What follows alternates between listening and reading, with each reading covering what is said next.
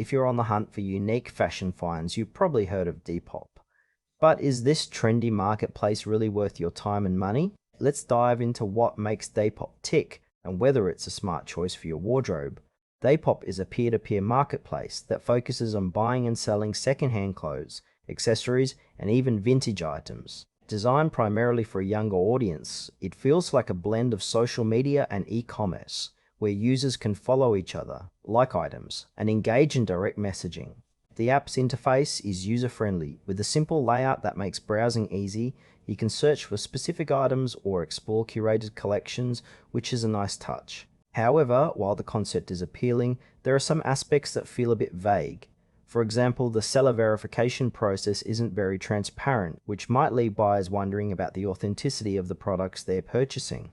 Plus, the app doesn't have a robust return policy, which could be a deal breaker for those who prefer to try before they buy.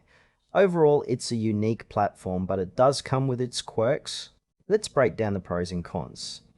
On the plus side, Depop offers a vast selection of one-of-a-kind pieces, which is fantastic for fashion lovers looking to stand out. The community aspect adds a fun layer, allowing users to connect over shared styles, but there are some frustrations as well. The lack of a clear return policy can lead to buyer's remorse, especially if an item doesn't match its description.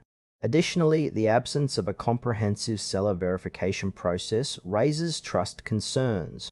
Also, while it's great for buyers, sellers might find the commission fees a bit steep, especially if they're just starting out. In short, while Depop has its strengths, it's not without its drawbacks. So, who should consider using Depop? If you love hunting for unique fashion pieces and don't mind taking a risk, it might be worth a try. However, if you prefer a more traditional shopping experience with clear buyer protections, you might want to explore other options. Overall, it's a mixed bag that requires careful consideration.